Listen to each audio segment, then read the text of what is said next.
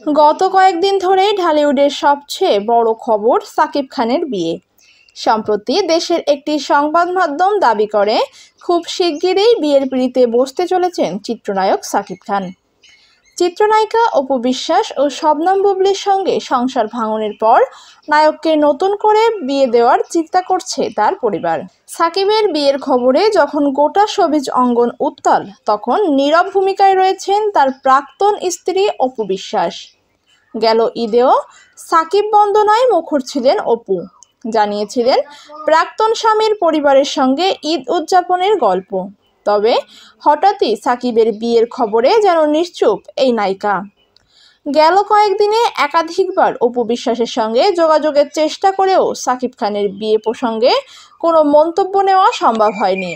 গণমাধ্যমের সঙ্গে এক আলাপচারিতায় অপু বিশ্বাসকে সাকিব খানের বিয়ের প্রসঙ্গে জিজ্ঞাসা করা হলে শুরুতে এ ধরনের কোনো সংবাদ দেখেননি বলে মন্তব্য করেন তিনি। পরবর্তীতে বিষয়টি নিয়ে কোনো কথা বলতেও রাজি হননি এই অভিনেত্রী। এদিকে প্রকাশিত সেই প্রতিবেদনে বলা হয়েছে, সাকিবের পরিবার চাইছে না তার জীবনে অপু বিশ্বাস বা বুবলির সঙ্গে কোনো সম্পর্ক থাকুক। সে কারণেই নায়ককে নতুন করে বিয়ে দেওয়ার সিদ্ধান্ত নেওয়া হয়েছে। পরিবার থেকে ইতোমধ্যেই পাত্রী দেখা শুরু হয়েছে।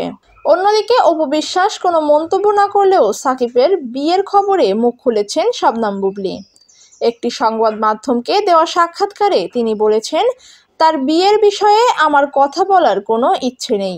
বিগত কয়েক বছরে সাকিব খানের বিয়ে নিয়ে এতবার শুনেছি যে কয়েকদিন পর আমার সন্তান শেহজাদ খান বীর এই প্রশ্ন শুনলে বলবে নো কমেন্টস।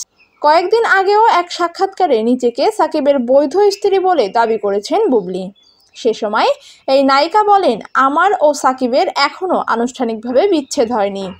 আমরা দুজনেই সময় নিচ্ছি। সন্তান শেহজাদ খান বীরের জন্য যেটা মঙ্গল হবে সেটাই সিদ্ধান্ত নেব।